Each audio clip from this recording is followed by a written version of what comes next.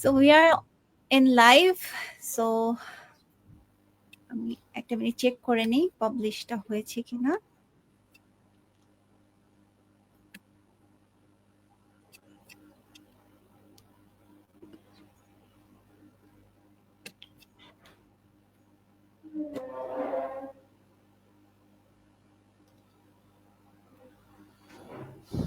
Yes, এসছে। একটু settings এ problem হয়েছে, ভাই সেটিংস একটু ঠিক করে দিই। Sure.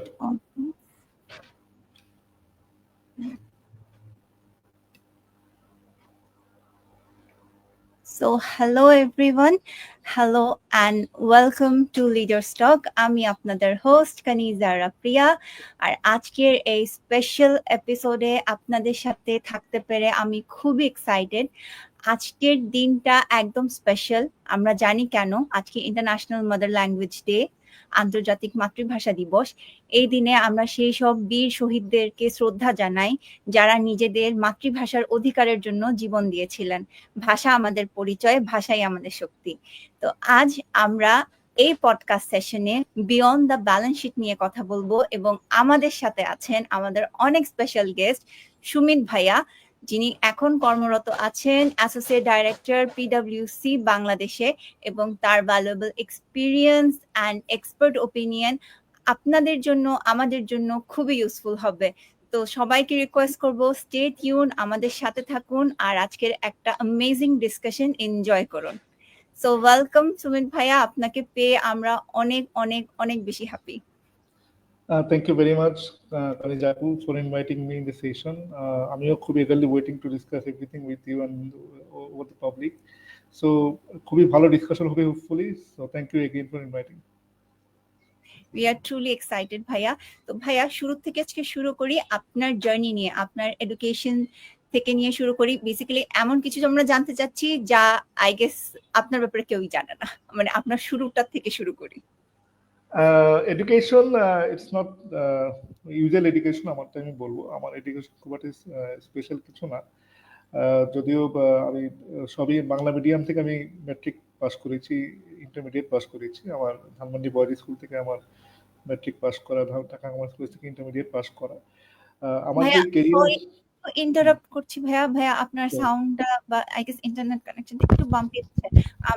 আমরা কি আরেকটা বার একটু করতে পারি please? Sure sure.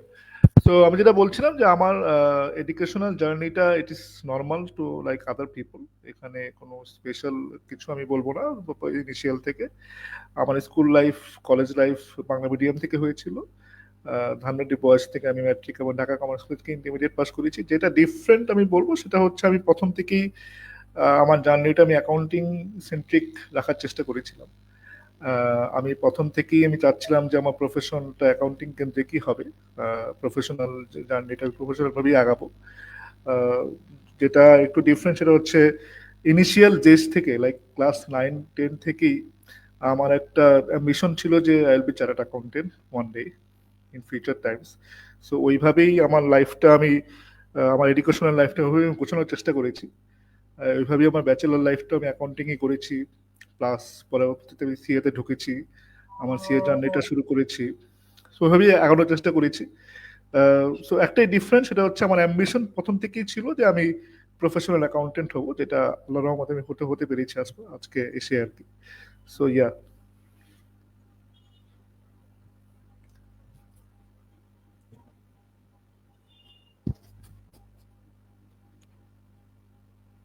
Dear audience, I guess Sumit ভাই একটু ইন্টারনেট প্রবলেম হচ্ছে, আমরা তার সাথে আবার রিকানেক্ট করার চেষ্টা করছি। Please stay tune with us, আমরা আপনাদের সাথেই আছি। আমাদেরকে জাস্ট কিছুটা সময় দিন যাতে আমরা আমাদের গেস্টকে আবার রিকানেক্ট করতে পারি। ভাইয়া, আপনি কি শুনতে পাচ্ছেন? আপনার গেস একটু ইন্টারনেট কানেকশন। আমি শুনতে পাচ্ছি। আমার ভয়েস কি একটু বাম্পিং হচ্ছে? জি জি জি ভাইয়া, একটু প্রবলেম হচ্ছে, আমরা ক্লিয়ারলি আপনাকে শুনতে পাচ্ছি না, একটু নেটওয়ার্ক ইস্যুস হচ্ছে। ওকে।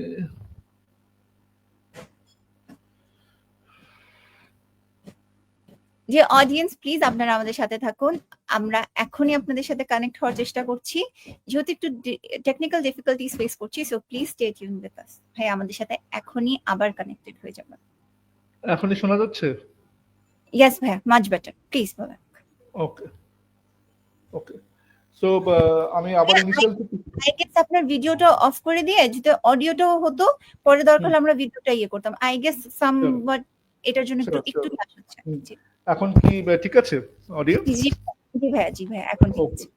ঠিক আছে। তো আমি যেটা বলছিলাম যে আমার এডুকেশনাল জার্নিটা খুবই নর্মাল ছিল, খুব একটা এক্সেপশনাল কিছু ছিল না। প্রথম থেকে আমি বাংলা মিডিয়াম থেকে স্টার্ট করেছি, পরবর্তীতে আমি প্রাইভেট থেকে পাস করেছি। বাট একটা যে ডিফারেন্স ছিল সেটা আমার ইনিশিয়াল ডেজ থেকে, ক্লাস 9-10 থেকে আমার অ্যাম্বিশন ছিল যে আমি প্রফেশনাল অ্যাকাউন্টেন্ট হব। এবং ওইভাবেই আমার কেরিয়ার প্লাস এডুকেশন ওইভাবেই আমি পাঁচটা ডিজাইন করেছি। আমার ব্যাচেলারটাও আমার অ্যাকাউন্টিংয়ে করা, পরবর্তীতে সিএতে আসাও ওই প্ল্যান করি। সো অ্যাম্বিশনটা আমার জন্য খুব ইম্পর্টেন্ট ছিল এবং ওইভাবেই আমি এগিয়েছি। ওইভাবেই আমার এডুকেশনাল জার্নিটাও শেষ হয়েছে আল্লাহর রহমতে, আমার প্রফেশনাল জার্নিটাও শেষ হয়েছে। So yes. ভাইয়া, এটা খুবই ইন্সপায়ারিং আমাদের জন্য কি আপনি আপনার চাইল্ডহুডের যে ড্রিম ছিল আপনার অ্যাকাউন্টেন্ট হওয়া, সেটা আপনি এখন পর্যন্ত পেয়েছেন। ভাইয়া, এর মাঝখানে হয় না যে আমরা চিন্তা করি যে এই জায়গাটা এক্সপ্লোর না করে আমরা অন্য কোনো হয়তো বা এইম থাকবো? ভাইয়া, আপনার কি কখনো এরকম হয়েছে যে আমি অ্যাকাউন্টেন্সি থেকে বাইরে অন্য কিছু হওয়ার কোনো প্ল্যান করবো বা এরকম কিছু? অনেস্টলি স্পিকিং ওরকম কোনো চিন্তা ভাবনা আমার মধ্যে ওইভাবে আসেনি। বাট অবশ্যই আমার জার্নিটা খুব একটা সহজ ছিল না, যেহেতু প্রফেশনাল অ্যাকাউন্টেন্সি তো পার করা তো সহজ না। সো মাঝে মধ্যে মনে হয়েছে ব্যাচেলারের পরে আমি আবার যখন প্রফেশনাল অ্যাকাউন্টেন্সি শুরু করছি, দুই একবার মনে হয়েছে যে হয়তো বা আমার জার্নিটা ঠিক ভুল ছিল কিনা, সঠিক ছিল কে জানে, কারণ আমি তো স্লো হয়ে যাচ্ছি কিনা মাঝে মধ্যে একটু। ভাইয়া সরি, আপনাকে পজ নিতে বলছি একটু, কজ এখনো একটু ইন্টারনেট ডিফিকাল্টিস হচ্ছে, আপনার সাউন্ডটা ক্লিয়ারলি আসছে না ভাইয়া। ওকে, এখন ঠিক আছে? না ভাইয়া, এখনো বাম্পি একটু সাউন্ড আসছে, একটুখানি আই গেস নেটওয়ার্ক ইন্টারাপশন হচ্ছে।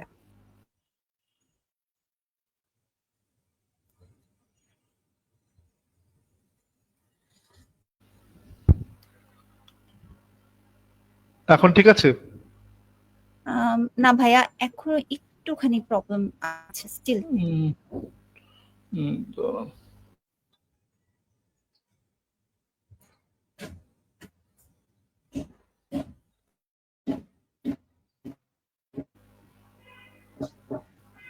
এখন ঠিক আছে?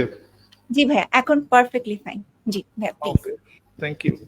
সো যেটা বলছিলাম যে আমার যেহেতু অ্যাম্বিশন প্রথম থেকেই ছিল যে আমি অ্যাকাউন্টেন্ট হব, সো ওইভাবেই আমার ক্যারিয়ারটা গোছানো ছিল। বাট মাঝে মধ্যে একটু ডিমোটিভেটেড লাগতো, যেহেতু অ্যাকাউন্টিং জার্নিটা একটু কঠিন ছিল, যদি প্রফেশনাল অ্যাকাউন্টেন্সি কঠিন ছিল।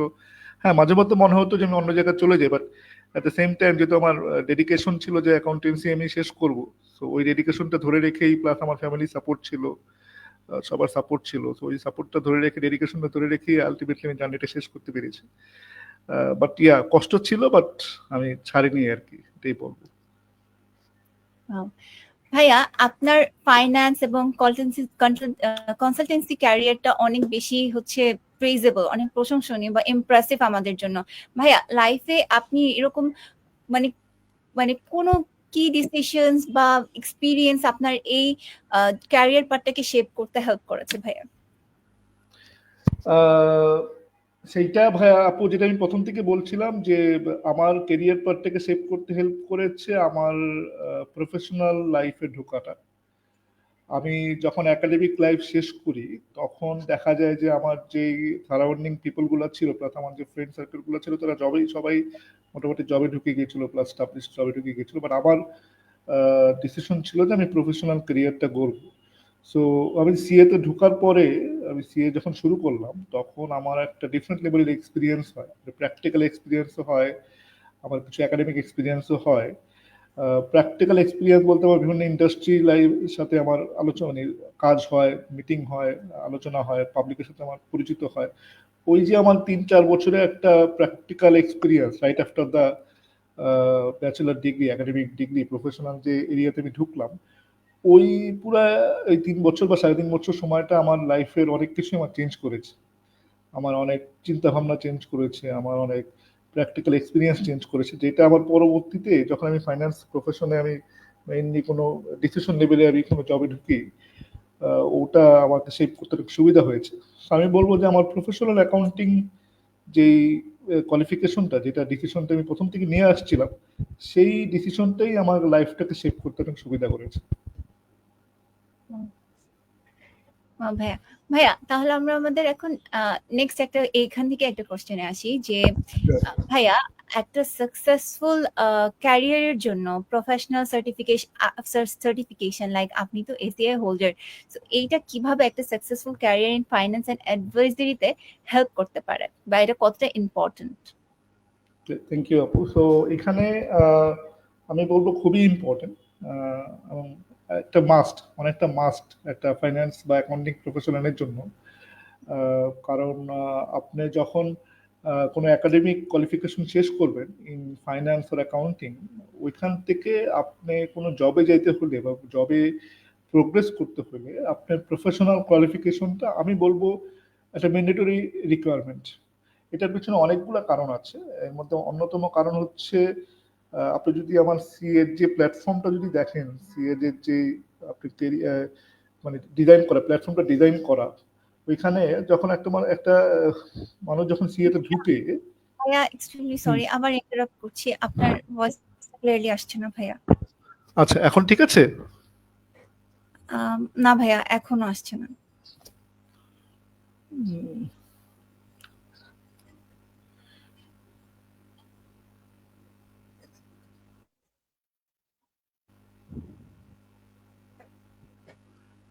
যে অডিয়েন্স এখন ঠিক আছে? ভাইয়া হ্যাঁ এখন ঠিক আছে। ভাইয়া আপনার ভিডিওটা কি এখন অন করা যাবে প্লিজ? ভিডিওটা অন করা আমি চেষ্টা করছি, যদি নেটওয়ার্ক কাজ করে। হ্যাঁ, এখন ঠিক আছে? এখন একটু ঠিক আছে ভাইয়া। একটু Okay. আমরা কন্টিনিউ করি, তারপর যদি আমি কোনো মানে টেকনিক্যাল ডিফিকাল্টি ফেস করি then I will let you know ভাইয়া। Sure, sure. Sorry for technical issues. Extremely sorry. আমার হাতে কিছু নেই। না না, এটা purely a technical problem, so এটা আই গেস আমাদের অডিয়েন্স খুব ভালো করে বুঝবেন। So thank Sure. You for understanding and ভাইয়া সো লেটস আমরা কন্টিনিউ করি। সো আমি যেটা বলছিলাম যে আমার ফাইন্যান্স বা অ্যাকাউন্টিং ব্যাকগ্রাউন্ড যারা আছেন তাদের জন্য প্রফেশনাল কোয়ালিফিকেশনটা কেরিয়ার গ্রোথের জন্য ম্যান্ডেটরি রিকোয়ারমেন্ট আমি বলবো। এটার পিছনে অনেকগুলো কারণ আছে। অন্যতম কারণ হচ্ছে আমাদের যে প্রফেশনাল কোয়ালিফিকেশন যে ডিগ্রিটা যেমন সিএ, ওটা এমনভাবে ডিজাইন করা যে একটা মানুষ যখন সিএ করবে তার প্র্যাকটিক্যাল এক্সপিরিয়েন্স হবে, at the same time academic এক্সপিরিয়েন্সটাও হবে। সো যেটা সাধারণত একাডেমিক স্টুডেন্টগুলো যখন বিবিএ এমবিএ করে তখন তারা ওই ডিরেক্ট ওই এক্সপিরিয়েন্সগুলো পায় না। সো যেটা সিএদের জন্য ম্যান্ডেটরি এক্সপিরিয়েন্স হয়ে যায়। সো একটা ছেলে যখন বা মেয়ে যখন 3 বছর একটা সিএ আর্টিকেলশিপ করে, সিএতে 4টা লেভেল হয়। প্রথম লেভেল হচ্ছে 3টা বছর আমাকে একটা সিএ ফার্মে থাকা লাগে, কাজ করা লাগে। সো সাইড বাই সাইড আমাকে পরীক্ষা এক্সামে পাস করতে হয়। সো 3টা বছর যে সিএ আপনার ফার্মে একটা স্টুডেন্ট বা ধরেন যে কাজ করে তার 3টা বছরে একটা রিচ এক্সপিরিয়েন্স হয়, যে এক্সপিরিয়েন্সটা সাধারণত একাডেমিক্যালি পাওয়া যায় না। ওই এক্সপিরিয়েন্সটা আপনার ডিফারেন্ট লেভেলের ইন্ডাস্ট্রি এক্সপিরিয়েন্স হবে, কাজের এক্সপিরিয়েন্স হবে, আপনার প্রফেশনাল বিহেভিয়ার এক্সপিরিয়েন্স হবে। ওই এক্সপিরিয়েন্সটা আলটিমেটলি দেখা যায় যখন আমি পরবর্তীতে জবে যাব, কোনো ফাইন্যান্স জব বা কোনো অ্যাকাউন্টিং জবে যাব, এটা সিনিয়র লেভেল বা যে লেভেলই হোক, ওই এক্সপিরিয়েন্সটা আপনার জন্য একটা ধরেন ব্রেড অ্যান্ড বাটার হয়ে যাবে, যেটা সাধারণত একাডেমিক্যালি পাওয়া যায় না। সো আমি বলবো প্রফেশনাল এক্সপিরিয়েন্স প্লাস প্রফেশনাল যে এক্সামগুলো হয় ওটা অনেকটা প্র্যাকটিক্যাল এক্সামের মতোই হয়, practical scenario, practical case. So ওইখানে ওইভাবে যেভাবে একটা স্টুডেন্টকে যেভাবে গ্রুম আপ করা হয় প্রফেশনালি, ওই গ্রুম আপটা একটা ফাইন্যান্স বা অ্যাকাউন্টিং ব্যাকগ্রাউন্ড কোনো এমপ্লয়ির জন্য কোনো ইন্ডাস্ট্রিতে মাস্ট, আদারওয়াইজ এটা ডেভেলপ করা খুবই কঠিন হয়ে যায়। মানে এটা নেক্সট টু ইম্পসিবল আমি বলবো একাডেমিক্যালের জন্য। সো এক্স্যাক্টলি সেটাই। রাইট ভাইয়া। ভাইয়া আসলে আমরা যতদূর জানি CA examination one of the toughest examination. তো ভাইয়া সে সময় আপনি কোনো চ্যালেঞ্জেস হয় না যে আমি মানে most of the difficulties of the exam দিচ্ছি, এত মানে এত চ্যালেঞ্জিং একটা আপনার প্রিপারেশনটা বা আপনি মানে স্টাডি টাইমটা কিভাবে ম্যানেজ করতেন ভাইয়া? টাইম মানে পড়াশোনার পাশাপাশি কাজে। এইটা হ্যাঁ, এইটা আপু ডেফিনেটলি একটা চ্যালেঞ্জ আমি বলবো। কারণ হচ্ছে এটা biggest challenge for a professional accountant বা প্রফেশনাল কোয়ালিফিকেশন আমি বলবো। কারণ হচ্ছে আপনাকে একটা অফিসে মিনিমাম 7 থেকে 8 ঘন্টা কাজ করতে হয়। দেন আপনার বাসায় এসে আবার পড়তেও হবে, আবার উইকেন্ডেও আপনাকে পড়তে হবে। সো ওই পিরিয়ডটা, ওই যে আপনি যে পিরিয়ডটা, ওই পিরিয়ডটাকে অনেকটা আমি বলবো যে আপনি যদি মোটিভেশনাল হিসেবে দেখেন ফর ফিউচার ইনভেস্টমেন্ট, যে আমি আমার এই ৩-৪ বছর যদি আমি ঠিকমতো কষ্ট করি বা ঠিকমতো যদি সময় দিই, তাহলে আমার পরবর্তী ইনভেস্টমেন্টটা সুবিধা হবে। ওইভাবে যদি দেখা হয় তাহলে আপনি পুরো জিনিসটাকে ব্যালেন্স করতে পারবেন। আদারওয়াইজ এই ব্যালেন্স করাটা আসলে খুব কঠিন। আমার জন্য অনেক কঠিন ছিল, কারণ আমিও অনেক স্ট্রাগল করেছি। সবসময় তো পাস করিনি আমি। সো ওখানে আমার জন্য কঠিন ছিল। সো ব্যালেন্সটা প্রথম যে ইস্যুটা আপনাকে মাথায় রাখতে হবে সেটা হচ্ছে, বা আমি রাখতাম আর কি, সেটা হচ্ছে মোটিভেশন, যে আমার এই কষ্টটা হয়তো বা আমার এই স্ট্রাগল টাইমটা ভবিষ্যতের জন্য আমার জন্য সুবিধা হবে। তো সেইটা মাথায় রেখে ধরেন আমাকে অনেক কিছু স্যাক্রিফাইস করতে হয়েছে, অনেক সোশ্যাল গ্যাদারিংও স্যাক্রিফাইস করতে হয়েছে, অনেক আদার অ্যাক্টিভিটিসও স্যাক্রিফাইস করতে হয়েছে।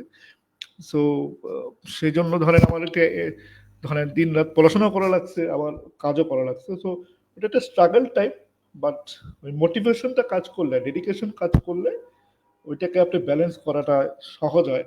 আদারওয়াইজ এটা ব্যালেন্স করাটা খুব কঠিন। এটা সত্যি কথা, আসলেই কঠিন। রাইট ভাইয়া, অ্যাকচুয়ালি ইটস ভেরি মাচ ভাইয়া বলবো যে ধৈর্য এবং একটা রুটিন, একটা ডেডিকেশন, বিকজ ইটস আ মানে খুবই চ্যালেঞ্জিং একটা professional degree, and that's actually inspiration যে আপনি আমাদেরকে এইভাবে গাইড করছেন। ভাইয়া এখন তাহলে আমাদের নেক্সট কোশ্চেনে আমরা আসি, বা নেক্সট একটা কোয়েরিতে আসি। সেটা হচ্ছে ভাইয়া, আপনি তো মাল্টিন্যাশনালস অনেকগুলো কোম্পানিতে জব করেছেন, like HSBC, Reve Systems and others ফার্মে। ভাইয়া ওইখানে যে ট্রানজিশন গুলো হয়েছিল ওই সময় আপনি কি কি চ্যালেঞ্জেস ফেস করেছেন, এন্ড ভাই এটা আপনি কিভাবে অ্যাডপ্ট করেছেন? এইখানে আপু আমি বলবো, আমি তো ডেফিনেটলি মাল্টিপল টাইপ অফ কোম্পানিতে আমি কাজ করেছি। এখানে আমার জন্য চ্যালেঞ্জটা কম্পারেটিভলি একটু কম ছিল। কেন কম ছিল? কারণ হচ্ছে আমার জবের নেচারগুলো সেম ছিল। আমি এইচএসবিসিতে কাজ করি ধরেন, বা আমি রিভিয়ে কাজ করি, বা আমি এখন যে পিডাব্লিউসিতে কাজ করছি অথবা কেপিএফজিতে কাজ করেছি, আমার জবের নেচারগুলো সেম ছিল। কারণ আমার অ্যাকাউন্টিং ব্যাকগ্রাউন্ড ছিল, ফাইন্যান্স ব্যাকগ্রাউন্ড ছিল, সো একই টাইপের জব 4-5 জায়গায় ছিল। তো job, in terms of job, আমার চ্যালেঞ্জটা খুব একটা বেশি মনে হয় নাই। বাট যেই চ্যালেঞ্জটা আমি ফেস করেছি সেটা হচ্ছে, প্রত্যেকটা কোম্পানির একটা ইন্টারনাল কালচার থাকে, বা ইন্টারনাল ধরেন সিস্টেম থাকে। ওই কালচারটাকে অ্যাডপ্ট করতে প্রত্যেকটা নতুন এমপ্লয়ের জন্যই সময় লাগবে। সেটা আমার ক্ষেত্রেও লেগেছে। যেমন ধরেন আমি রিভিউ একটা কালচারে আমি কাজ করেছি, এইচএসবিসি আবার ডিফারেন্ট কালচারে, আমার ব্যাংকিং ইন্ডাস্ট্রি যেহেতু ডিফারেন্ট কালচারে আমার কাজ করতে হয়েছে। সো কালচারগত কিছু চ্যালেঞ্জ আমি ফেস করেছিলাম, বাট ওটা আমি বলবো যে পজিটিভ চ্যালেঞ্জ। ওইটাকে আমার নতুন এক্সপিরিয়েন্স নিতে আমাকে সুবিধা করেছে, প্লাস আমার অ্যাক্রস দ্য কলিং আমাকে অনেক হেল্প করেছে। So to overcome this culture and system and everything. তারপরে আমি বলবো যে ধরেন কিছু চ্যালেঞ্জ ছিল, ইন্ডাস্ট্রি ওয়াইজ চ্যালেঞ্জ ছিল। এইচএসবিসি একটা ব্যাংক ছিল, আবার রিভ একটা গ্রুপ অফ কোম্পানিজ ছিল, এখন আবার আমি অ্যাডভাইজারি ফার্মে আছি। সো ইন্ডাস্ট্রি ওয়াইজ একটা নলেজ চ্যালেঞ্জ একটা তো থেকেই যায়। কারণ আমি যখন নতুন ইন্ডাস্ট্রিতে যাব বা নতুন কাজ করব, যদিও আমার কাজের নেচার সেম, বাট ইন্ডাস্ট্রি নলেজটা আমাকে কোপ আপ করতে হয়েছে। ওই ইন্ডাস্ট্রিতে ওই কাজটা কিরকম রিলেটেবল বা কিরকম আমাকে হেল্প করবে to shape my career and everything. So ওই চ্যালেঞ্জগুলা আমাকে একটু চ্যালেঞ্জ মনে হয়েছে, বাট ওইগুলো ওভারকাম করতে যেটা আমার সুবিধা হয়েছে সেটা হচ্ছে across the people who actually work with me, and then overall culture and system, যেটাকে অ্যাডপ্ট করতে আমাকে সুবিধা করেছে, এবং সময় নিয়ে আমি সেটা চ্যালেঞ্জও ওভারকাম করতে পেরেছি আর কি। বাট আমি বলবো যে very positive challenge and very positive experience I've gained.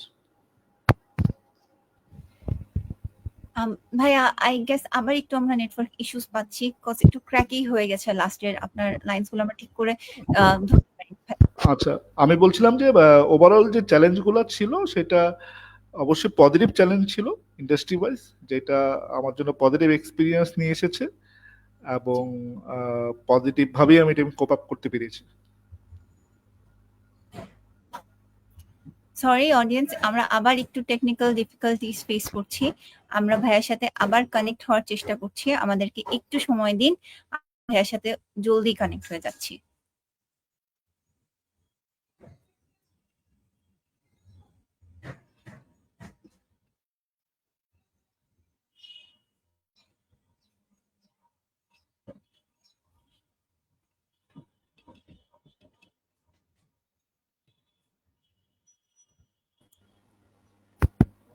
ভাইয়া হ্যালো।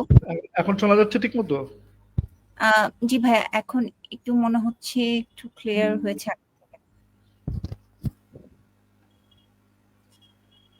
ভাইয়া আমাকে শোনা যাচ্ছে ভাই ক্লিয়ারলি? হ্যাঁ, আপনাকে শোনা যাচ্ছে, ইটস ফাইন। আপনার নেটওয়ার্কটা একটু চেক করে দেখবেন আপু, আমার আপনার নেটওয়ার্কটা একটু চেক করে দেখতে পারেন। জি শিওর ভাইয়া, আমি আমার নেটওয়ার্ক আবার ভাইয়া চেক করে ফেলছি, কোনো সমস্যা নেই। ওকে, জাস্ট ফর ইউর ইনফরমেশন, আমাকে দুই একজন বলছে যে সবাই ঠিক মতো শুনছে আমার ভয়েস। ওকে ভাইয়া, আই গেস এখন ঠিক আছে। আমরা আমরা তাহলে আমাদের নেক্সট কোশ্চেনের দিকে আগে বাড়ি ভাইয়া। সেটা হচ্ছে ভাইয়া, আপনি তো আপনার তো হচ্ছে রোল যেটা হচ্ছে ফাইন্যান্স অ্যান্ড অ্যাডভাইজারি সার্ভিসেসে বাংলাদেশে হচ্ছে দিন দিন হচ্ছে চেঞ্জেস আসছে। তো ভাইয়া এই ওভার দ্য নেক্সট ডেকেডে যে রোলস গুলো চেঞ্জেস হচ্ছে, এগুলাকে আপনি কিভাবে দেখছেন? এগুলাকে আমি ডেফিনেটলি ভালো পজিটিভলি দেখছি।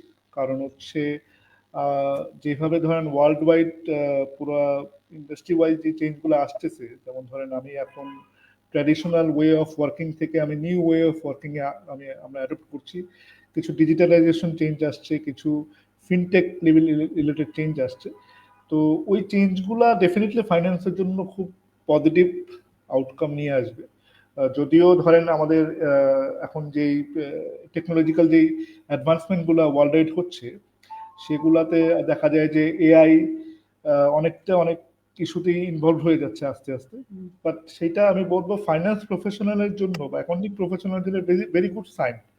কারণ হচ্ছে যখনই আপনি কোনো নতুন কিছু চেঞ্জ করবেন বা নতুন কিছু অ্যাডপ্ট করবেন কোনো ইন্ডাস্ট্রিতে, তো ওগুলাতে কিছু কিছু চ্যালেঞ্জ সবসময় থেকেই যায়। ওয়ান অফ দ্য চ্যালেঞ্জ আমি বলবো রেগুলেটরি চ্যালেঞ্জ থেকে যায়, রেগুলেটরি কিছু চেঞ্জ হয়, প্লাস রেগুলেটরি কিছু ধরেন আমার রিফরমেশন দরকার হয়, যেইখানে মেইনলি ফাইন্যান্স অ্যান্ড অ্যাকাউন্টিং ইনভলভমেন্টটা বেশি গুরুত্বপূর্ণ। ওইখানে আমার অ্যাডভাইজারি রিলেটেড ইস্যুগুলো বেশি গুরুত্বপূর্ণ রিলেটেড কাজ করে। সো ওইখানে ফাইন্যান্সের বিশাল একটা অপরচুনিটি কাজ করে। সেকেন্ড যদি আপনি বলেন, এখানে ধরেন যখন একটা চেঞ্জ আসে এরকম ম্যাসিভ লেভেলের ট্র্যাডিশনাল থেকে যখন ডিজিটালাইজেশন চলে আসবে, তখন দেখা যায় যে আমার নতুন নতুন ফাইন্যান্সিয়াল ইনক্লুশনের সুবিধা আসে।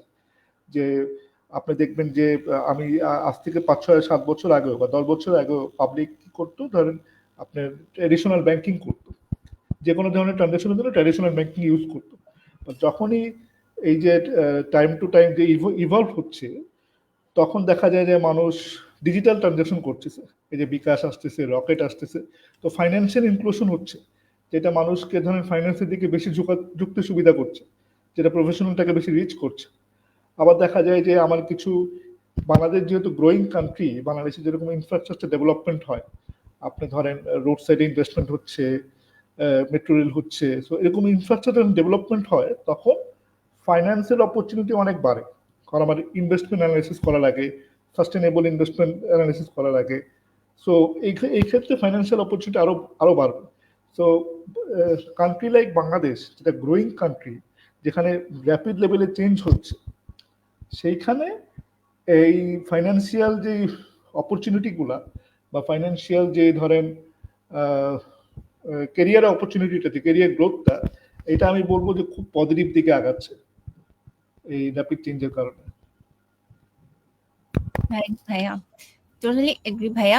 ভাইয়া এখান থেকে আমার কোশ্চেন আরেকটা দিকে যায় যে বাংলাদেশ তো ভাইয়া চেঞ্জ হচ্ছে, সো আগামী আমি যদি নেক্সট ভাইয়া কথা বলি অ্যাবাউট 10 ইয়ার্স বা 15 ইয়ার্স, তো এই ক্ষেত্রে ফাইন্যান্স অ্যান্ড অ্যাডভাইজারি সেক্টরের হচ্ছে কি কি চেঞ্জেস হচ্ছে আমরা এক্সপেক্ট করতে পারি? লাইক আপনি মেনশন করছেন এআই এর কথা, তো রিপোর্টিং এ কি এআইটা আসতে পারে, বা অ্যাডভাইজারি সার্ভিসেসে এআই এর ইউজিংটা কিভাবে হতে পারে? এইখানে দেখেন আপু, আমি বলবো যে ডেফিনেটলি রিপোর্টিং এ এআই এর ইনভলভমেন্ট তো থাকবেই। কারণ আমি তো ধরেন ফাইন্যান্সের একটা মেজর পার্ট থাকে, যেমন কিছু স্ট্রাকচার রিপোর্টিং, স্ট্রাকচার কিছু ধরেন টাইমলি রিপোর্টিং, এখানে এআই ইনভলভমেন্ট অবশ্যই থাকবে।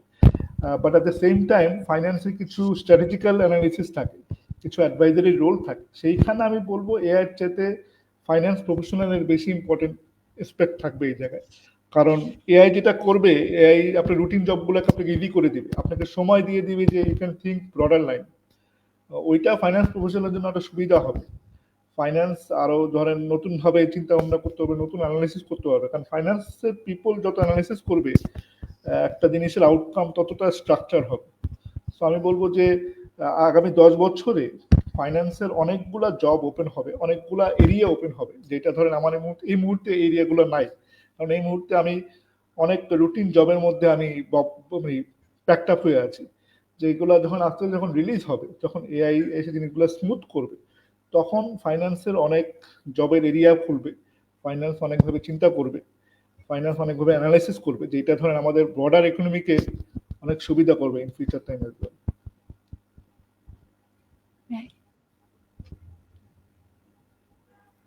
ভাইয়া জি জি ভাইয়া ভাইয়া তো আমার এখান থেকে আপনার এখান থেকে আমার আরেকটা কোশ্চেন আসে। আপনি বলছেন যে ওভার দ্য ইয়ার্সে আমাদের হচ্ছে জব সেক্টরটাও চেঞ্জ হবে, এআই আমাদেরকে হেল্প করবে। কিন্তু ভাই আমি যদি বাংলাদেশের পার্সপেক্টিভে আসি, তাহলে আমরা কোন কোন চ্যালেঞ্জেস ফেস করতে পারি, ফাইন্যান্সিয়াল আর রেগুলেটরি চ্যালেঞ্জেস কি কি আমরা ফেস করতে পারি এই বিজনেস গুলোর ডেভেলপমেন্টের ক্ষেত্রে আজকে বা ভবিষ্যতে, মানে কি কি ধরনের আমরা চ্যালেঞ্জেস ফেস করব? এক্স্যাক্টলি আপু, সেটা হচ্ছে আমি আপনার যেহেতু বাংলাদেশ এখনো একটা ধরেন আমি বলবো থার্ড ওয়ার্ল্ড কান্ট্রি, বাংলাদেশ একটা ডেভেলপিং কান্ট্রি যেটা ডেভেলপ করতেছে গ্র্যাজুয়ালি, সেইখানে ফাইন্যান্সিয়াল বা রেগুলেটরি অনেক চ্যালেঞ্জ, এটা আপনি ধরেন সিম্পল ভাবে থাকবে। এটা ধরেন এটাতে আপনাকে বাদ দিতে পারবেন না। যেমন ধরেন বাংলাদেশে আমি রিসেন্ট টাইম যদি বলি যে বাংলাদেশে যে গভর্নমেন্ট যে রিফর্মটা হয়েছে, গভর্নমেন্ট যে শিফট হয়েছে, এই শিফট হওয়ার কারণে ফাইন্যান্সিয়াল অনেকগুলো চ্যালেঞ্জ কিন্তু আমরা ফেস করতে হচ্ছে অলরেডি, তো হবে, কারণ আমাদের নতুন ডিসিশন আসবে, নতুন স্ট্রাকচার আসবে, নতুন ইনফরমেশন আসবে। সো সেইখানে একটা গ্রোথের একটা জিডিপি গ্রোথের একটা চ্যালেঞ্জ আসবে স্বাভাবিক, যেহেতু আমরা নতুন ইনফরমেশনে আসছি এখান থেকে। প্লাস আপনার বাংলাদেশের যে এখন মেইন চ্যালেঞ্জ সেটা হচ্ছে এফএক্স চ্যালেঞ্জ, ফরেন এক্সচেঞ্জের যে ইনফ্লেশন যে চ্যালেঞ্জটা, এই চ্যালেঞ্জটা কিন্তু আমাদের এখনো আছে, ভবিষ্যতে আরো কয়েকদিন থাকবে, যেহেতু আমাদের এফএক্স এর শর্টেজ এখনো আছে। প্লাস যখন আপনি এই চ্যালেঞ্জগুলো আপনি ফেস করবেন বা নতুন কিছু আপনাকে নিয়ে আসতে চেষ্টা করবেন, নতুন রিফরমেশন আপনি আসবেন, তখন রেগুলেটরি চ্যালেঞ্জগুলো আপনাকে বেশি করে কোপ আপ করার চেষ্টা করবে। যেমন ধরেন আপনি এখন ট্যাক্স লতে কিছু চেঞ্জ আসবে, ভ্যাট লতে কিছু চেঞ্জ আসবে, এটা এভিডেন্ট চেঞ্জ আসবেই আপনার সামনে। আপনার কোম্পানি অ্যাক্টেও কিছু চেঞ্জ আসবে। এই যে চেঞ্জগুলো, এই চেঞ্জগুলো কিন্তু একটা ফাইন্যান্সিয়াল বা বিজনেসের জন্য খুব ইম্পর্টেন্ট। ওরা এটা কিভাবে কোপ আপ করতে পারতেছে, কিভাবে নিতে পারতেছে বা কিভাবে আপডেট হতে পারতেছে, এটা কিন্তু বিজনেসের একটা বিগেস্ট চ্যালেঞ্জ। তো ওইটার সাথে ওরকম ট্রেন্ড রিসোর্স আছে কিনা, বা ওরকম ট্রেনিং দেওয়া হচ্ছে কিনা, এডুকেশনাল স্কিলড আছে কিনা, সো ওইটাও একটা চ্যালেঞ্জ এখানে ফেস করবে। সো ওভারঅল আপনার অনেক মাল্টিপল চ্যালেঞ্জ এখানে বিজনেস ফেস করবে যখন বাংলাদেশের মধ্যে এরকম গ্রিন কান্ট্রিতে এরকম শিফট হবে। সো যেটা আমরা এখনো ফেস করছি, but at the same time আপনি ধরেন পাস্ট টাইমস আমি দেখেছি, এই টাইমও আমি দেখেছি, গভর্নমেন্ট কিন্তু অনেকভাবে আমাদেরকে হেল্প করছে, বিভিন্ন ইস্যুতে হেল্প করছে, বিভিন্ন ট্রেনিংয়ে হেল্প করছে, বিভিন্নভাবে ধরেন মোটিভেশন দিচ্ছে। প্লাস অ্যাডভাইজারি যে ফার্মগুলো আমরা এখানে কাজ করে, পিডাব্লিউসি বলেন বা কেপিএমজি বলেন, ওরাও কিন্তু বিভিন্ন রকম ট্রেনিং এখানে দিয়ে মানুষগুলোকে স্কিল করছে, এবং যাতে এই চেঞ্জগুলোকে যত তাড়াতাড়ি সম্ভব বিজনেস কোপ আপ করতে পারে এবং বিজনেসটাকে স্মুথ রান করতে পারে। রাইট ভাইয়া। ভাইয়া তাহলে এখান থেকেই আসি যে আমরা তো জানি যে অ্যাডভাইজারি ইনস্টিটিউশনস গুলা ফাইন্যান্সিয়াল স্ট্র্যাটেজিজ এর আর কমপ্লায়েন্স এর ক্ষেত্রে অনেক বেশি ইম্পর্টেন্ট একটা রোল প্লে করে। তো বাংলাদেশের যে কর্পোরেট অ্যান্ড ফাইন্যান্সিয়াল সেক্টরে আমরা কি কি রিস্ক ফ্যাক্টর দেখছি এখন ভাইয়া?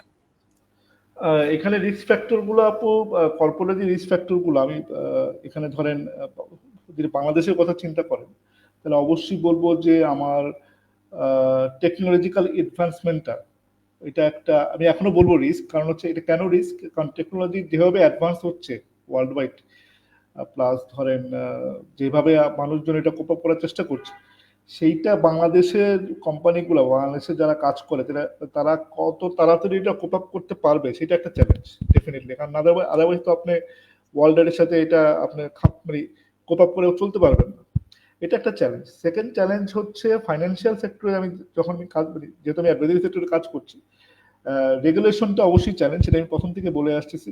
কারণ রেগুলেশন এরকম একটা গ্রোয়িং কান্ট্রির জন্য, যেগুলো ধরেন এরকম যারা ডেভেলপ করার চেষ্টা করছে, তাদের ক্ষেত্রে রেগুলেশন কিন্তু প্রতিদিন চেঞ্জ হয়। আপনি দেখবেন যে আজকে একটা রেগুলেশন চেঞ্জ হচ্ছে, পরশু দিন আরেকটা রেগুলেশন চেঞ্জ হয়ে যাবে।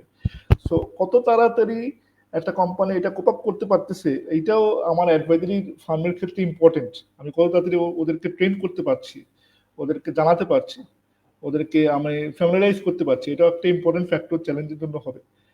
আরেকটা ইম্পর্টেন্ট ফ্যাক্টর হচ্ছে ফাইন্যান্সিয়াল ইনক্লুশন বা সাস্টেনেবল ইনভেস্টমেন্ট যেটা আমরা বলি, যে আমাদের কিন্তু অনেকগুলো ফাইন্যান্সিয়াল ইনক্লুশন অপরচুনিটি আস্তে আস্তে বাড়তেছে। এই যে বিকাশ বলেন, বা ধরেন ব্যাংকিং ডিজিটাল ট্রানজাকশন বলেন, অথবা ধরেন আপনি ধরেন এই যে আপনি বিদেশে যে পেপাল আছে, পেপাল আনার চেষ্টা করছে। তো অনেকগুলো ফাইন্যান্সিয়াল ইনক্লুশন কিন্তু এখানে আমরা যে অপরচুনিটি বাড়তেছে, সেই ক্ষেত্রেও অ্যাডভাইজারি ফার্মের একটা বিশাল ভূমিকা থাকে। ওরাও এখানে অ্যানালিসিস করে, বিজনেসকে ফ্যামিলিয়ারাইজ করা, যে কত তাড়াতাড়ি সম্ভব বাংলাদেশে এটাকে কোপ আপ করা যায়। এবং এটা গভর্নমেন্টও এরকম বিগ ফোর কনসালটেন্সি ফার্মের উপরে অনেকটা ডিপেন্ড করে, যে আমরা কিভাবে এটাকে রিসিভ করতে পারছি বা কিভাবে জানাতে পারছি। সো ওভারঅল এটা এইভাবেই আমি মনে করি যে চ্যালেঞ্জগুলো ওভারকাম করার জন্য চেষ্টা করা যাবে আর কি। ভাইয়া ভাইয়া এখান থেকে তাহলে আমরা আমাদের নেক্সট কোশ্চেনে যাই, যে সেটা হচ্ছে যে আম, আমাদের ডে বাই ডে হচ্ছে ফোকাসটা, সেটা হচ্ছে কর্পোরেট গভর্নেন্স আর রেগুলেটরি কমপ্লায়েন্স এর দিকে আমরা এখন বেশি ফোকাস দিচ্ছি।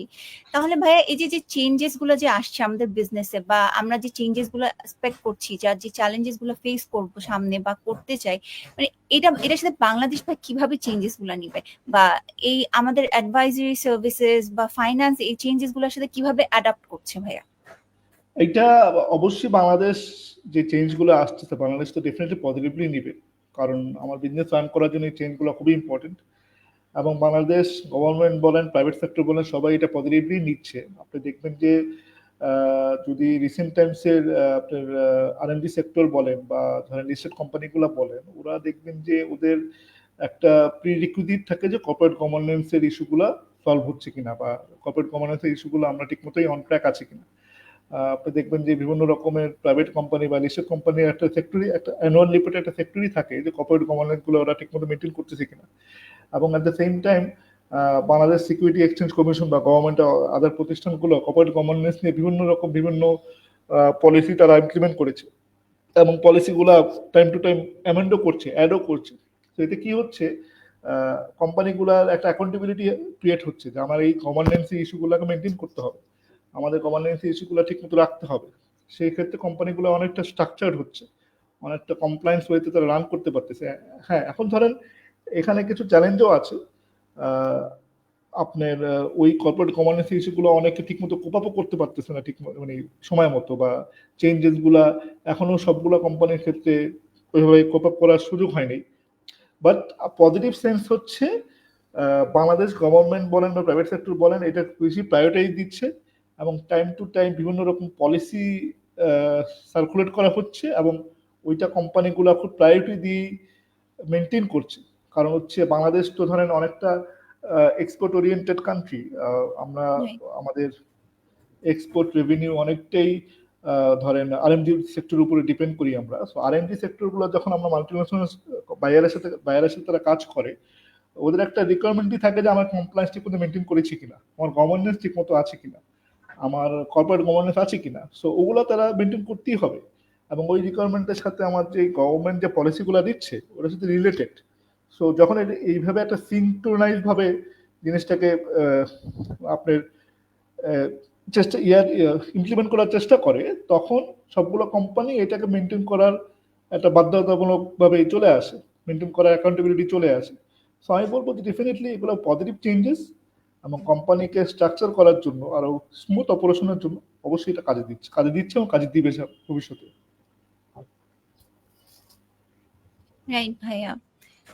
ভাইয়া এখান থেকে আসি যে বাংলাদেশ তো হচ্ছে র্যাপিডলি হচ্ছে ডিজিটালাইজেশনের দিকে যাচ্ছে। আমরা প্রতিনিয়ত হচ্ছে টেকনোলজিক্যাল অ্যাডভান্সমেন্টও দেখছি, গ্লোবালি দেখছি, বাংলাদেশেও এটার একটা পরিবর্তন আসছে। তো এই যে কনসেপ্ট আসছে ডিজিটাল ফাইন্যান্স, ফিনটেক, এটা কিভাবে আমাদের ট্রেডিশনাল ফাইন্যান্সিয়াল অ্যাডভাইজারি সার্ভিসকে প্রভাবিত করতেছে, বা কি কি ইনফ্লুয়েন্স চলে আসতেছে ভাইয়া? এখানে আপু আমি আমি তো প্রথম থেকেই বলছিলাম যে পুরো ওয়ার্ল্ড ওয়াইডই আমরা অনেকটা চেঞ্জ হয়ে যাচ্ছে, আস্তে আস্তে ডিজিটালাইজেশন দিকে আমরা বেশি ঝুঁকছি। এটা বাংলাদেশ তো আর ধরেন ডেফিনেটলি এটার বাইরে কিছু আসবে না, বাংলাদেশ তো এটার মধ্যে কোপ আপ করবে। তো বাংলাদেশেও এই চেঞ্জগুলো আমাদের অনেকভাবে লক্ষণ করা যাচ্ছে। আমাদের ধরেন আমাদের যে রিপোর্টিং রিকোয়ারমেন্ট গুলা, আমাদের যে অটোমেশন গুলা, আমাদের ধরেন ফাইন্যান্সিয়াল সফটওয়্যার ইমপ্লিমেন্টেশনটা এখন দেখা যায় যে ধরেন প্রত্যেকটা কোম্পানি এটা ইমপ্লিমেন্ট করার চেষ্টা করে। তারা ট্র্যাডিশনাল ওয়ে অফ ওয়ার্কিং থেকে new way of working a transfer হওয়ার চেষ্টা করছে, কারণ এটা ছাড়া তো ওদের লং রানে বিজনেস রান করাটা একটু কঠিন হয়ে যাবে। সো যে দেখা যায় যে যখন আপনি এরকম রান করবেন তখন আমাদের কিছু সিস্টেম ইমপ্লিমেন্টেশনে ইস্যু থাকে, রেগুলেটরি কিছু চ্যালেঞ্জ থাকে, আপনাদের কিছু আপনার এডুকেশনাল কিছু ইস্যু থাকে, স্কিলের কিছু ইস্যু থাকে, যেটা ইম্পর্টেন্ট, কারণ এগুলো আপনি যদি ঠিক মতো মেনটেন করতে না পারেন তাহলে তো ওই চেঞ্জটা আপনি কোপ আপ করতে পারবেন না। তো এগুলো মেনটেন করার জন্য একটা অ্যাডভাইজারি ফার্ম লাইক পিডাব্লিউসি বলেন বা যেই অ্যাডভাইজারি ফার্ম বলেন, ভেরি বিগ রোল প্লে করে, কারণ তারাই এটাকে ইমপ্লিমেন্ট করার জন্য কোম্পানিকে ফ্যাসিলিটেট করে, এডুকেশন দেয়, স্কিল দেয়, সফটওয়্যার ট্রেনিং দেয়, কস্ট এস্টিমেশন দেয়, যেটা কোম্পানির জন্য সুবিধা হয়, কোম্পানি ধরেন ওইভাবে জিনিসটাকে রিলাই করে রান করতে পারে। সো ডিজিটালাইজেশন মানে হচ্ছে ধরেন এমন না যে আপনি সবকিছু অটোমেশন করবেন বা সবকিছু ইয়ে করবেন, এটা হচ্ছে আপনার ওয়ার্কিং যে ট্র্যাডিশনাল ওয়ে অফ ওয়ার্কিংটা এটাকে চেঞ্জ করে আপনি নিউ ওয়ে অফ ওয়ার্কিং এ আসবেন। সেটার জন্য আপনি কি কি করতে হবে, কি কি স্কিল সেট লাগবে, কি কি ট্রেনিং লাগবে, কি কি রেগুলেটরি চ্যালেঞ্জ আছে, ওগুলো আপনাকে কোপ আপ করতে হবে। এবং কোপ আপ করার জন্য এই বিগ ফোর বা অ্যাডভাইজারি ফার্ম বা অ্যাডভাইজারি যারা কাজ করে, ফাইন্যান্সে যারা এক্সপার্টাইজ আছে, তাদের ইনপুট খুবই ইম্পর্টেন্ট এবং তাদের এক্সপার্টাইজ খুবই ইম্পর্টেন্ট। রাইট ভাইয়া। ভাইয়া তাহলে আমরা এখান থেকে আসি যে আমাদের তাহলে এখন কারেন্ট আমরা যদি বলি যে ট্যাক্সেশন বা রেগুলেটরি কমপ্লায়েন্সের যে ট্রেন্ড যাচ্ছে, তো বিজনেসে বা আমি বলবো যে বাংলাদেশে মানে একটা ট্রেন্ড তো সেট হয়ে যাচ্ছে যে একটা ট্যাক্সেশন একটা রেগুলেটরি কমপ্লায়েন্স দিয়ে যাবে। তো ভাইয়া এইটা কি কি মানে আপকামিং ইয়ার্সে বা কামিং ইয়ার্সে এটার কি সিচুয়েশনটা চেঞ্জ হতে পারে?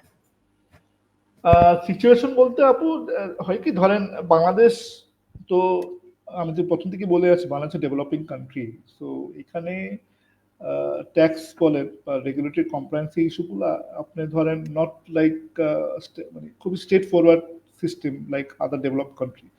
আমাদের ট্যাক্স সিস্টেম বলেন, ভ্যাট সিস্টেম বলেন, still in a complex situation, কারণ তারা এখনো কিছু কিছু traditional way of working follow করে। সো ওইখানে ধরেন আগামী যদি 5-7 বছর বা 10 বছর বলেন, অবশ্যই এই সিস্টেমগুলো চেঞ্জ হবে এবং এগুলো চেঞ্জ হচ্ছে। আপনি যদি এক্সাম্পল হিসেবে ধরেন, আমরা কিন্তু রিটার্ন অনলাইনে অনেকে জমা দিচ্ছে, কিন্তু ম্যান্ডেটরি গভর্নমেন্ট করে ফেলেছে। আমার ট্যাক্স পেমেন্টও আমি অনলাইনে করতে পারছি, আমি বিকাশের মাধ্যমে ট্যাক্স পেমেন্ট করতে পারছি বা ব্যাংক অ্যাকাউন্টের মাধ্যমে ট্যাক্স পেমেন্ট আমি অনলাইনে করতে পারছি। সো এই যে চেঞ্জগুলো আসতেছে, এই চেঞ্জগুলো কিন্তু পজিটিভ চেঞ্জ। মানুষজনের ধরেন ট্যাক্সের যে কমপ্লায়েন্সের প্রতি বা ট্যাক্সের যে রেগুলেশনের প্রতি মানুষজনের একটা রিলিফ আসবে, কারণ ম্যাক্সিমাম মানুষ দেখা যায় যে ট্যাক্স ভ্যাট বলতে বাংলাদেশে একটু কমপ্লেক্স ওয়ে অফ ওয়ার্কিং চিন্তা করে, তো ওইখানে গিয়ে আবার কাজ করতে হবে, দেখা করতে হবে, এই টাইপের কিছু একটা থাকে। বাট এগুলা আগামী 5-7 বছরের মধ্যে যেহেতু পৃথিবী ওয়াইজ সবকিছু চেঞ্জ হচ্ছে, ট্যাক্স ভ্যাট সিস্টেমগুলো চেঞ্জ হবে। এবং এটা কিন্তু অলরেডি শুরু হয়ে গিয়েছে, আপনি দেখবেন যেটা আমি বললাম, এগুলো কিন্তু অলরেডি শুরু হয়ে গেছে। গভর্নমেন্ট চেষ্টা করছে যে যত তাড়াতাড়ি যত দ্রুত সম্ভব এগুলাকে আরো একটু ইউজার ফ্রেন্ডলি করা, ডিজিটালাইজ করা, মানুষের কাছে নিয়ে আসা, মানুষ যাতে ইজিলি সবকিছু ট্র্যাক করতে পারে। এবং অ্যাট দ্য সেম এবং সেইটাই ক্ষেত্রে আমি আবারও বলবো, এখানে অ্যাডভাইজারি ফার্ম খুব বিগেস্ট রোল প্লে করে। তারা বিভিন্ন রকম ভাবে ফ্যাসিলিটেট করে গভর্নমেন্টকে, বিভিন্ন রকম অ্যাডভাইস দেয়, যেটা আমার এই পুরো সিস্টেমটাকে চেঞ্জ করতে সুবিধা হয়। এখন আমরা আর্লি ডেজে আছি এই চেঞ্জে, বাট আমি মনে করি আগামী 5-7 বছর এটা অনেক ভালো চেঞ্জ হবে, কারণ গভর্নমেন্ট বলেন প্রাইভেট সেক্টর বলেন দুই সেক্টর থেকে এখানে এমফেসাইজ খুব বেশি দেওয়া হচ্ছে।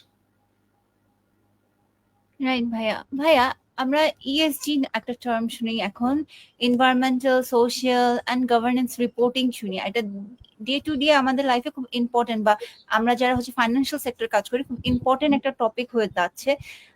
আমরা এটা নিয়ে খুব কথা বলি। সো বাংলাদেশের কোম্পানিজদের এই যে এই ইএসজি যে টার্মটা আসছে, এনভায়রনমেন্টাল সোশ্যাল অ্যান্ড গভর্নেন্স, এইটার চেঞ্জেসটা কতটুকু ইম্পর্টেন্ট? এটা চেঞ্জেসটা অবশ্যই ইম্পর্টেন্ট।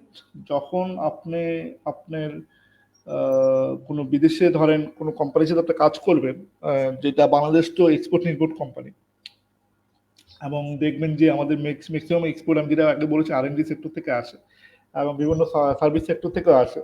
সো ওইখানে দেখা যায় যে এই যে সাস্টেনেবল কমপ্লায়েন্সটা বা এনভায়রনমেন্টাল রিপোর্টিংটা বা সিএসআর মেনটেন করা একটা কোম্পানির জন্য খুবই ইম্পর্টেন্ট, কারণ এইটা যখনই আমি কোনো মাল্টিন্যাশনাল কোম্পানির সাথে বিজনেস করবো বিদেশে বা বিদেশে কোনো বায়ারের সাথে আমি কাজ করবো, তারা এই কোম্পানিগুলো খুব মেনটেন করেছে কিনা দেখতে চায়। এই জন্য দেখা যায় যে আমাদের R&D সেক্টরগুলা এই ESR রিপোর্টিংটা খুব ভালোভাবে মেনটেন করে ইদানিং, মানে নাওয়াডেজ। যদিও অন্যান্য কোম্পানিগুলো অতভাবে অ্যাডপ্ট করেনি, বাট R&D সেক্টরগুলো ভালোভাবে অ্যাডপ্ট করেছে এবং চেম্বার অফ কমার্স বা বিভিন্ন রকম পলিসি তারা সার্কুলেট করছে, কারণ এইটা বায়ারের জন্য খুব একটা important factor to maintain.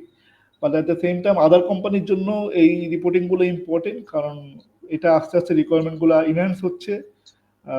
Financial inclusion বলেন, সাস্টেনেবল ইনভেস্টমেন্ট বলেন, এনভায়রনমেন্টাল পলিউশন ইস্যু এগুলা বা নেট জিরো ইস্যু, এগুলা ওয়ার্ল্ড ওয়াইডই খুব ইম্পর্টেন্ট ফ্যাক্টর। সো বাংলাদেশের কোম্পানি যারা রান করবে, যারা এক্সপ্যান্ড করার চেষ্টা করবে ভবিষ্যতে বা এখানে করছে, তাদেরকে এগুলো খুব তাদের অ্যাডপ্ট করতে হবে। আদারওয়াইজ এক্সপ্যানশন অফ বিজনেসটা খুব ইম্পর্টেন্ট, মানে এটা হ্যাম্পার করবে আর কি। রাইট ভাইয়া। ভাইয়া, গ্লোবাল কনসালটেন্সি বা অ্যাডভাইজারি ফার্মস গুলা কিভাবে কন্ট্রিবিউট করছে এই যে ইন্টারন্যাশনাল যে বেস্ট প্র্যাকটিসেস বা লোকাল আমি বলবো যে ফিনান্সিয়াল রেগুলেশনস, এইগুলোর যে একটা গ্যাপ আছে, এই গ্যাপটার মাঝখানে কিভাবে ব্রিজ হিসেবে তারা এখন বর্তমানে কাজ করছে? এটা আপু যে আমি প্রথম থেকে বলছিলাম যে অ্যাডভাইজারি ফার্মগুলা এই ক্ষেত্রে খুব একটা খুব ভাইটাল রোল প্লে করে। ওরা গভর্নমেন্টকেও ফ্যাসিলিটেট করে, অ্যাডভাইস দেয়, হেল্প করে বিভিন্নভাবে, বিভিন্ন সেক্টরে, বিভিন্ন ইনভেস্টমেন্টে, বিভিন্ন ধরেন ইনফ্রাস্ট্রাকচারে, প্লাস প্রাইভেট কোম্পানিগুলোকেও তারা অনেকভাবে হেল্প করে। তারা যেটা আমি আগেও বলেছি, যারা ধরেন ওই যে ট্রেনিংগুলো তারা ট্রেনিং প্রোভাইড করে, স্কিলফুল রিসোর্স ওরা গ্রো আপ করে দেয়। অ্যাডভাইজারি ফার্মগুলো আবার দেখবেন যে মাঝে মধ্যে ফাইন্যান্সিয়াল ডিজিটাল যে ইনক্লুশনটা, ওখানে তারা অনেকভাবে হেল্প করে, কারণ তারা তো মার্কেট ওয়াইজ নলেজ তাদের কাছে থাকে, মাল্টিন্যাশনাল কোম্পানিগুলোতে মার্কেট ওয়াইজ নলেজ থাকে, প্লাস রেগুলেটরি যে রিফরমেশনগুলো এবং রেগুলেটরি যে চ্যালেঞ্জগুলোকে কোপ আপ করার জন্য যে যে ইস্যুগুলো তাদের দরকার হবে, সেই ক্ষেত্রে তারা মানে অনেকভাবেই অ্যাডভাইস করে, অনেক রিপোর্ট তারা পাবলিশ করে, গভর্নমেন্টকে বিভিন্ন রকমভাবে বিভিন্ন জায়গায় অ্যাডভাইস করে, এবং গভর্নমেন্ট বা প্রাইভেট সেক্টর বলেন, এই বিগ ফোর এরকম অ্যাডভাইজারি ফার্মকে তারা খুব রিলাইও করে, কারণ তাদের এক্সপার্টাইজ, তাদের নলেজ, তাদের এক্সপিরিয়েন্স, সেইটা আমাদের বাংলাদেশের মতো জায়গায় এটা খুবই important to run any business, two rely everything. Right ভাইয়া। ভাইয়া, তাহলে এখানে একটা আমরা আরেকটা এখন কথায় আসি যে ভাইয়া, আপনি কিভাবে ওয়ার্ক লাইফ ব্যালেন্স, এত একটা demanding profession like finance and consultancy থেকে কিভাবে আপনি আপনার ওয়ার্ক লাইফ ব্যালেন্স করেন? ওয়ার্ক লাইফ ব্যালেন্স আমি বলবো আমারটাও খুব একটা যে ভালো তা না, কারণ তারপরে আমি চেষ্টা করি, কারণ ধরেন আমার কাছে যেটা মনে হয় ওয়ার্ক লাইফ ব্যালেন্সের জন্য সবচেয়ে ইম্পর্টেন্ট যেটা, সেটা হচ্ছে যে কাজটা আপনি এখন করছেন সেটা আপনি এখনই শেষ করবেন, don't wait for another day. তো দেখা যায় যে অনেকে আমাদের কাছে অনেক কাজ থাকে, আমাদের কাছে 4, 5, 6টা কাজ একসাথে থাকে, তখন প্রায়োরিটি ধরে কাজগুলোকে প্ল্যান করা, যে কোন কাজটা আমি আজকে করবো, কোন কাজটা আমি 2 দিন পরে করবো, কোন কাজটা 3 দিন পরে করবো, ওইভাবে যদি প্রায়োরিটি সেট করে কাজ করা যায়, তাহলে আমি মনে করি ওয়ার্ক লাইফ ব্যালেন্সটা অনেক সুবিধা হয়। বাট আপনি যদি মনে করেন যে না, আমি কাজটা আজকে করবো না, আমি 2 দিন পরে করবো, বা 3, 4টা কাজ আমি একসাথে করবো, তখন ওয়ার্ক লাইফ ব্যালেন্সটা খুব সমস্যা হয়ে যায়। সো ডিজাইন করা কাজগুলা, প্রায়োরিটি সেট করা এবং ওইভাবে কাজগুলো সময় মতো শেষ করা, এটা ওয়ার্ক লাইফ ব্যালেন্সের সবচেয়ে ইম্পর্টেন্ট ফ্যাক্টর।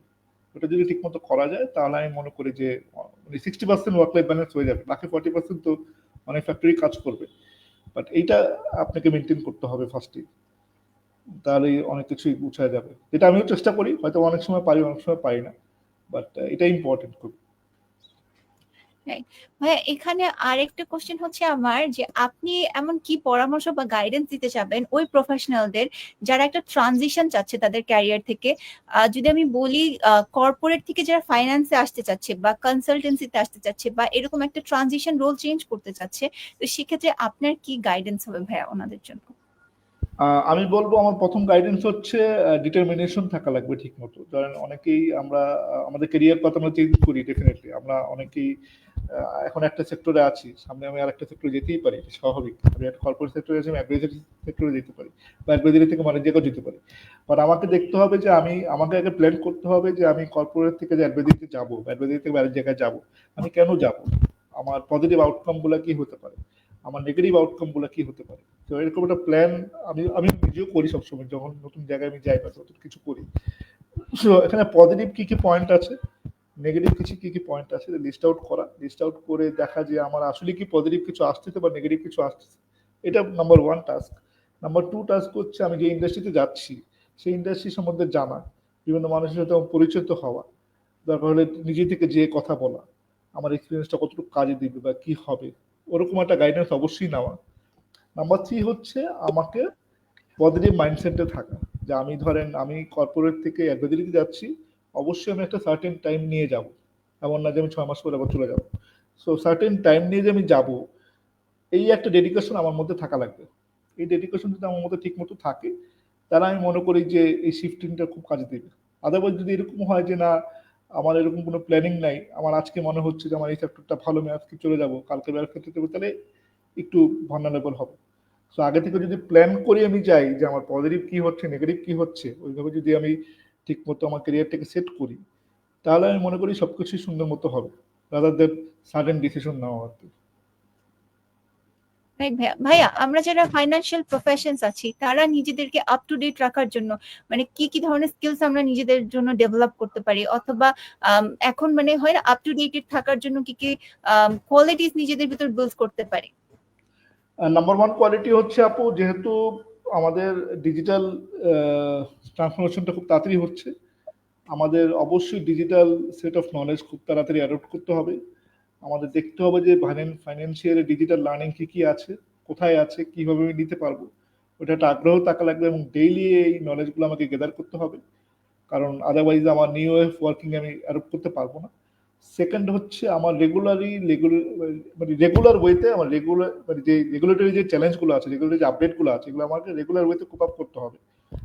এটা কিভাবে কোপ আপ করবো, আমাকে বিজনেস মানুষের সাথে কথা বলতে হবে, কন্ট্যাক্ট থাকতে হবে, আমাকে মানে লাইফ টাইম অন টাচ থাকা লাগবে, আদারওয়াইজ যাতে আমি ধরেন কোনো কিছুতে পিছিয়ে না যাই।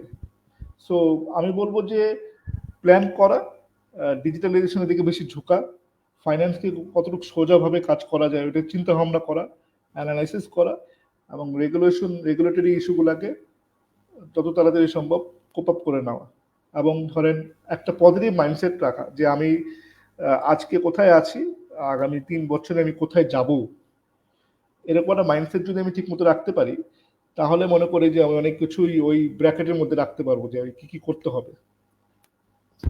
ভাইয়া, এখানে আরেকটা জিনিস আসি, ইউনিভার্সিটিতে থাকাকালীন সময় আমরা অলওয়েজ মনে করতাম যারা আমরা ফাইন্যান্সে স্পেশালি গ্রাজুয়েট করেছি তাদের মাথায় অলওয়েজ এই একটা জিনিস থাকতো যে সিজিপিএটাই হচ্ছে গিয়ে আপমোস্ট প্রায়োরিটি। সিজিপিএ ছাড়া আমরা হচ্ছে গিয়ে আদার্স কোনো অ্যাক্টিভিটি বা স্কিলস ডেভেলপমেন্টের দিকে বা নেটওয়ার্কিং কমিউনিকেশনস এর দিকে আমরা হচ্ছে গুরুত্ব এতটা দিতাম না ভাইয়া। তো এখন যেহেতু আমরা ফাইন্যান্সিয়াল প্রফেশনে ভাইয়া যাচ্ছি বা যারা জয়েন করতে চাই, কমিউনিকেশনটা কত ইম্পর্টেন্ট তাদের জন্য? কমিউনিকেশনটা খুবই ইম্পর্টেন্ট আপু, এটা খুবই important to communicate. Otherwise communication আপনি ঠিক মতো না করতে পারলে কোনো কিছু সলিউশন হবে না, কারণ আপনার কমিউনিকেশন কোনো সময় ওয়ান ওয়ে কমিউনিকেশনটা ফ্রুটফুল কমিউনিকেশন হয় না। কমিউনিকেশনটাকে একটা স্ট্রাকচার্ড কমিউনিকেশনের জন্য টু ওয়ে কমিউনিকেশনটা খুবই ইম্পর্টেন্ট। সো আমি যার সাথে কমিউনিকেট করতেছি, তো সে যদি কমিউনিকেশনের সমস্যা হয় আমার জন্য প্রবলেম, আমার যদি কমিউনিকেশনের সমস্যা হয় ওনার জন্য প্রবলেম। সো টু ওয়ে কমিউনিকেশনটা খুবই ইম্পর্টেন্ট। ডেফিনেটলি ইউনিভার্সিটিতে সিজিপিএ খুবই ইম্পর্টেন্ট, কারণ হচ্ছে আপনার একটা লোয়ার সিজিপিএ নিয়ে এটা নেক্সট স্টেজে যখন যাবেন, নেক্সট স্টেজের জন্য আপনার আগে সিজিপিএটা ইম্পর্টেন্ট, তারপরে স্টেজে পরের স্টেজে আপনি যাবেন। কিন্তু ধরেন ব্যাচেলার্স থেকে আপনি যখন জবে যাবেন, তো প্রথম জবটার জন্য আপনার সিজিপিএ অবশ্যই ইম্পর্টেন্ট, কারণ ওই জবটার জন্য আপনি সিজিপিএ অবশ্যই দেখবেই কোনো ইনস্টিটিউশন। দেন আপনাকে জবে ঢোকার পরে সিজিপিএ নিয়ে যখন জবে ঢুকবেন, আপনার কমিউনিকেশন স্কিলটাও ইম্পর্টেন্ট হবে, কারণ হচ্ছে জবটাকে আপনাকে সাস্টেন করার জন্য কমিউনিকেশনটি ইম্পর্টেন্ট। সো আমি যখন আপনি ইউনিভার্সিটিতে থাকবেন, সিজি তো ডেফিনেটলি একটা স্ট্যান্ডার্ড সিজি মেনটেন করতে হবে, এবং সাথে সাথে আমার নেটওয়ার্কিংটাও ইনটাচ থাকা লাগবে, কারণ আপনার জব সার্কেলে বা জব যে লাইফে নেটওয়ার্কিংটা খুবই ইম্পর্টেন্ট। আপনি ইন্ডাস্ট্রি সম্বন্ধে জানা, ইন্ডাস্ট্রি পাবলিক সম্বন্ধে জানা, আপনাকে জানা, এইটা খুবই ইম্পর্টেন্ট, কারণ ওখান থেকে একটা কমিউনিকেশন স্কিলটা ডেভেলপ করবে। আপনি যদি নেটওয়ার্কিং ঠিক মতো না রাখতে পারেন, তাহলে কমিউনিকেশন স্কিলটা ডেভেলপ করবে না, তখন আপনি এক জায়গায় থাকবেন। তো দুইটা পাশাপাশি ইম্পর্টেন্ট। সিজিটা ইম্পর্টেন্ট কোথায় আপনি স্টার্ট করার জন্য, স্টার্ট করার পরে নেটওয়ার্কিং স্কিলটাকে ডেভেলপ করা, এটা খুবই ইম্পর্টেন্ট। ওইটার জন্য কমিউনিকেশনটা স্ট্রং থাকা খুবই ইম্পর্টেন্ট। গ্রেট ভাইয়া। ভাইয়া এখানে আমি আরেকটা জিনিস জানতে চাচ্ছিলাম যে আমাদের যারা ইয়াং প্রফেশনাল আছেন, যারা হচ্ছে অ্যাসপায়ারিং যে একটা টপ টায়ার ফাইন্যান্সিয়াল অ্যাডভাইজারি সেক্টরে বা কনসালটেন্সি সেক্টরে বা হচ্ছে ফাইন্যান্সিয়াল ইনস্টিটিউশনে যারা জব করতে চায়, তাদের কোন স্কিলস বা কোয়ালিফিকেশন গুলা এখনকার জন্য অনেক বেশি ভ্যালুয়েবল বা তাদেরকে অ্যাডেড ভ্যালু দিবে? প্রথম যে ইম্পর্টেন্ট ফ্যাক্টর, সেটা আমি আপনি এর আগে যে কোশ্চেনটা করলেন, কমিউনিকেশন স্কিল থাকাটা খুব ইম্পর্টেন্ট। আজকাল মানে এই টুডেজ লাইফ কমিউনিকেশন স্কিল আর নেটওয়ার্কিং খুবই important factor, without any doubt, develop করার জন্য। সেকেন্ড যে ইম্পর্টেন্ট ফ্যাক্টর সেটা হচ্ছে আপনি মানে আপনি ধরেন পড়াশোনা তো ডেফিনেটলি ইম্পর্টেন্ট, বাট এখানে যেটা ইম্পর্টেন্ট আপনার capability two adopt any situation, বা ক্যাপাবিলিটি টু ধরেন মানে make solution of any situation, এটা খুবই ইম্পর্টেন্ট ফর জব। এটা আমি সবাইকেই বলবো, বা এটা আমার জন্য আমি খুব গুরুত্বপূর্ণ আমি দেখেছি। যে ধরেন আপনার অনেক স্কিল সেট থাকতে পারে, আপনার ধরেন অনেক নলেজ আছে অনেক ইস্যুতে, বাট জবে কিন্তু দেখা যায় অনেক সিচুয়েশন আসে, অনেক প্র্যাকটিক্যাল সিচুয়েশন আপনাকে ফেস করতে হয়। সো ওইখানে আপনি কতটুকু কাম থাকতে পারেন এবং কতটুকু কাম থেকে কিভাবে ওই সিচুয়েশনটাকে ওভারকাম করতে পারেন, এইটা এই স্কিল সেটটা রাখা জব ইনহ্যান্সমেন্টের জন্য খুবই ইম্পর্টেন্ট। ইন টুডেস লাইফ এটা খুবই ইম্পর্টেন্ট। ক্যাপাবিলিটি আপনাকে কতটুকু আছে, আপনি কতটুকু ইনহ্যান্স করতে পারতেছেন, এইটা আপনার জানা খুবই ইম্পর্টেন্ট। গ্রেট ভাইয়া। ভাইয়া আমরা আমাদের সেশনের একদম শেষ পর্যায়ে চলে এসেছি ভাইয়া। এখন আমরা চাই আপনি কোনো অ্যাডভাইস যদি দিতে চান আমাদের ইয়াং প্রফেশনালসদেরকে, স্টুডেন্টসদেরকে, বা আমাদের যারা আমরা ফাইন্যান্সিয়াল অ্যাডভাইজারি সেক্টরে, ফাইন্যান্সিয়াল ইনস্টিটিউশনে যারা কাজ করতে চাই, তাদের জন্য আপনার মানে কোন অ্যাডভাইসটা থাকবে? আমার এখানে অ্যাডভাইস থাকবে হচ্ছে ইয়াং প্রফেশনালের জন্য, ইয়াং ফাইন্যান্স প্রফেশনালের জন্য যদি বলেন, সেক্ষেত্রে আমি অ্যাডভাইস করবো যে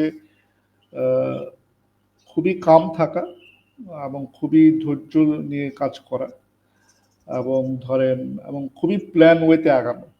কোনো কিছুই ধরেন হাইপার না হওয়া, প্যানিক না করা, প্রথম থেকে প্ল্যান করা যে আমি কি করব, কিভাবে আমি আগাইতে চাই, কোথায় আমি যেতে চাই, আজ থেকে 7 বছর পরে আমাকে কোথায় দেখতে চাই, বা 10 বছর পরে কোথায় দেখতে চাই, ওইভাবে একটা প্ল্যান সেট করা, ওইভাবে নিজেকে গোছানো, ওইভাবে নিজেকে রান করা।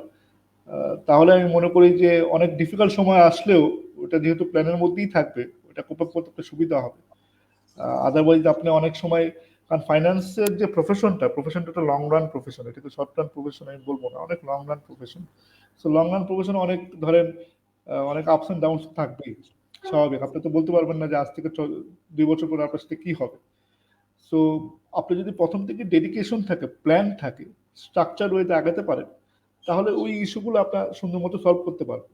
তো আমি বলবো যে অবশ্যই ধৈর্য দিয়ে আগানো, মাথা ঠান্ডা রাখা, এবং খুবই ডেডিকেটেড ভাবে প্ল্যান করে লাইফটাকে গুছিয়ে আগানো। তাহলে এই জিনিসগুলো অনেক সুবিধা হবে। এবং প্রথম থেকেই ধরেন অনেকে হয় কি ধরেন প্রথম জবটা যখন পায় তখন মনে করে যে ধরেন আমার জবটাই তো ভালোভাবে আগাবো, আমার আগের প্ল্যানটা তাহলে বন্ধ করে দিই।